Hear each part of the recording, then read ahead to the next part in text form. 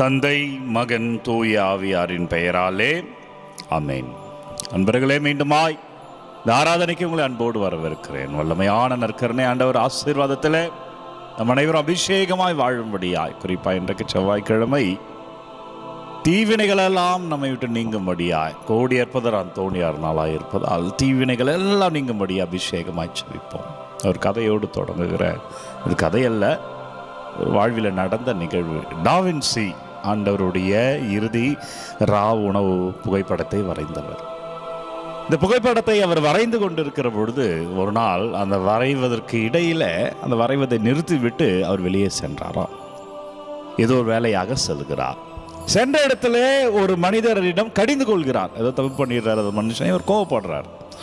அது கோவப்பட்டு விட்டு மீண்டுமாய் வந்து இந்த படத்தை, இந்த ஓவிய ஆண்டவருடைய ராவ் உணவு படத்தை மீண்டும் வரைய முற்படுகிறாராம். வரைய முடியலையாம். திரும்பி தயாரித்து வரைய முற்படுகிறார். வரைய முடியல. இப்படி முயற்சி எடுத்து பார்க்கிறார், முடியல. அவர் அப்படியே உட்கார்ந்துறாரு. அவருக்கு ஏதோ ஒரு அமைதியற்ற ஒரு சூழல் இருப்பதை உணர்கிறார். வெளியே சென்று யாரை கடிந்து கொண்டாரோ, யார்கிட்ட கோவப்பட்டாரோ அவர்கிட்ட மன்னிப்பு கேட்டாராம். மன்னிப்பு கேட்டுவிட்டு டாவின்சி இப்போ உள்ள வந்து அதை வரைய ஆரம்பிக்கிறார். அந்த படம் அழகாக வரைவதற்கு ஏதுவான சூழல் அவருக்குள்ளே உருவானது. பிரியமானவர்களே, அமைதி அற்று போகிற பொழுது வாழ்க்கையில் நிறைய ஆசீர்வாதங்கள் கிட்டாது. நம்ம வாழ்க்கையில் சிலது நடக்கணும் என்றால் நம்ம முதல்ல அமைதியாக இருக்கணும். நம்ம சின்ன சின்ன கோபங்கள் பெரிய பெரிய ஆசீர்வாதத்துக்கான தடைகள். நண்பர்களே, அந்த கோபத்துக்காக ஜெபிங்க. அந்த கோபம் போகணும்னு ஜெபிங்க. நிறைய பேர் பாருங்க, ரொம்ப நல்லவங்களா இருப்பாங்க, நல்லா செஞ்சுட்டு இருப்பாங்க. ஆனால் அவர்கள் கோபத்தை வைத்து மனிதர்கள் அவர் பெயரே கெடுத்து விடுவார்கள். ஐயோ இவனா கோவக்காரன், ஐயோ இவளா கோவக்காரன். ஆனால் அவர்கள் செய்த பெரிய பெரிய காரியங்கள் இருக்கும். ஆனால் இந்த சின்ன சின்ன கோபம் அழித்து விடும். எனவே அன்பர்களே, கோபம் பல நேரங்களிலே நம்மை அழிவுக்குரிய பாதைக்கு அழைத்து செல்கிறது என்பதுதான் உண்மை. அதனால தான் சின்ன சின்ன கோபம் பட்டுட்டீங்கன்னா உடனே மன்னிப்பு கேட்டுருங்க. சிறு சிறு விஷயங்களில் பெரிய பெரிய ஆசீர்வாதங்களை ஆண்டவர் வைத்திருக்கிறார். அன்பர்களே, ஒரு கோபம் என்பது உனக்குள்ளே ஒரு அமைதியற்ற சூழலை உருவாக்குகிறது. ஒரு கோபம் என்பது உன்னை அடுத்த கட்டத்தில் நகர்த்துவதற்கு தடையா இருக்கிறது. நீயா ஃப்ரீயா யோசிக்க முடியாது. கோபப்பட்டு வந்துருங்களேன், இது டென்ஷன் போன மாதிரி தெரியும். ஆனால் கோபப்பட்ட பிறகு உங்களால் எதையுமே செய்ய இயலாது. அந்த கோபம், நீங்கள் எந்த கோபத்தை வெளியில் கொட்டினீர்களோ அந்த கோபம் உங்களுக்குள்ளே எரிந்து கொண்டு இருக்கும். அது உங்களை செயலாக மாற்ற, எதையுமே செயலாக மாற்ற உங்களை அது விடாது.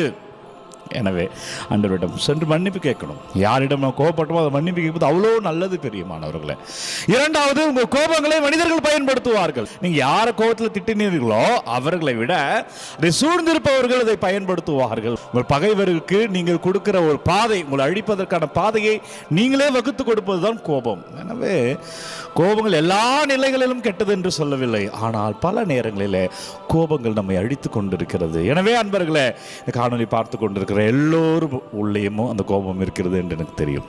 கோபத்திலே பல மனிதர்களை நம்ம காயப்படுத்துகிறோம் என்பதும் உண்மைதான். எனவே ஆண்டவர்கிட்ட ஒப்பு கொடுப்போம். அதுதான் இன்றைக்கு நற்செய்தியிலுமே பார்க்குறோம். அதுக்கு சான்று இன்றைக்கு நற்செய்தி பாருங்கள். லூக்கா நற்செய்தி 9வது அதிகாரம் 51 56 வரை உள்ள இறை வார்த்தையில் இயேசுவை ஏற்றுக்கொள்ள ஒரு ஊர் மக்கள் அவர் வேண்டான்றாங்க. உடனே இயேசுடைய சீடர்கள் யாக்கோபும் யோவானும், ஆண்டவரே, வானத்திலிருந்து ஒரு தீ வந்து இவர்களை அழித்து விடலாமா, நீங்க என்ன சொல்றீங்க என்ற உடனே இயேசு கடிந்து கொள்கிறார். அவர் கோபத்தை இயேசு கடிந்து கொள்கிறார். கோபப்படக்கூடாது என்பதை சீடர்களுக்கு ஆணித்தனமாக சொல்லுகிறார். எனவே அன்பர்களே, கோபப்படாத சூழ்நிலையை கொடுங்கப்பான்னு சொல்லி அவர்கிட்ட ஒப்பு கொடுத்துப்பீங்க. கோபம் வந்துகிட்டே இருக்கா அப்படின்னா ஆண்டவருடைய தூய ஆவி இன்னும் அதிகமாக உங்களுக்குள்ள வரணும்னு அர்த்தம். இப்போ நற்கரை முன்னாடி உட்காருங்க, கோயிலில் போய் அமர்ந்து ஜெபிங்க. இந்த நற்கருணை ஆண்டவர் ஆசீர்வாதத்தை வாங்கும்போது, அப்பா எனக்குள்ள கோப தீயை அணைங்க ஆண்டவரே. எங்க நல்லது இல்லையோ அங்க தீமை இருக்குன்னு அர்த்தம். அப்ப நீங்க ரொம்ப கோவப்படுறீங்கன்னா நீங்க இன்னும் அதிகமாக ஜெபிக்க வேண்டும் என்ற அர்த்தம். உங்களை ஒப்பு கொடுத்து ஜெபிங்க. யாரிடமெல்லாம் கோவப்பட்டுள்ள மன்னிப்பு கேளுங்க. கோவப்பட்டுட்டா மன்னிச்சிருங்க ஒரு வார்த்தை, அது பெரிய ஆசீர்வாதத்துக்கான பாதை. எவ்வளோ கோவப்பட்டா இருப்பா, ஆனால் வந்து மன்னிப்பு கேட்டார். இப்பெல்லாம் அவர் அப்படி இல்லை, அந்த அம்மா அப்படி இல்லை என்று மனிதர்கள் நம்மை சொல்லக்கூடும். கோபம் நல்லது அல்ல நண்பர்களே. கோபம் நம்மையும் அழிக்கும், நம்ம சூழ்ந்திருப்பவர்களையும் அழிக்கும். எனவே நம்ம வளரணும், நம்ம ஆரோக்கியமாக இருக்கணும், நம்ம நல்லது செய்யணும் அப்படின்னா கோவப்படாமல் இருக்கணும். அதற்காக ஜெபிப்போம். இன்றைக்கி ஒரு சேலஞ்ச். இன்றைக்கி ஈவினிங் வரை, இந்த காலை விடிகால 3 மணிலேருந்து இன்று இரவு வரை நான் கோபமே பட மாட்டேன். ஆண்டவரே என் கூட இருங்க ஆண்டவரே, நான் கோவப்பட போகிறதில்ல. ஒரு சேலஞ்சாக எடுத்து பாருங்கள். இன்றைக்கி செஞ்சால் எல்லா நாளும் இதை செய்யக்கூடும்.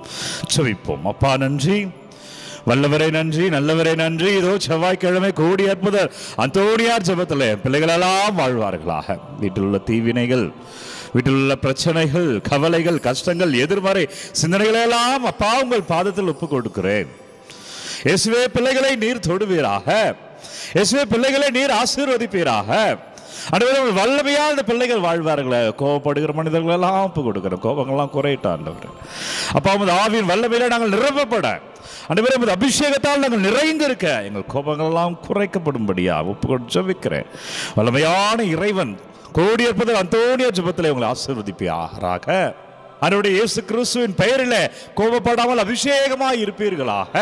உங்கள் வீட்டில் உள்ள எதிர்மறை சிந்தனைகள் ஒவ்வொன்றிலும் கோடி அற்புதர் அந்தோணியார் ஜெபத்தில் அவர் ஆசீர்வாதமாய் மாற்றுவாராக. நம்பிக்கையோடு ஜெபிக்கிற பிள்ளைகளை ஆண்டவர் உங்களை தொட்டு கொண்டிருக்கிறார். ஆண்டவர் தொடுகிறார் என்பதை உணர்கிற பிள்ளைகளை அபிஷேகத்தை நீங்கள் பெறுகிறீர்கள். வல்லமையான இறைவன் இந்த நாளில் ஆண்டவருடைய ஆசீர்வாதத்தை தலைவணங்கி பெற்றுக்கொள்வோம்.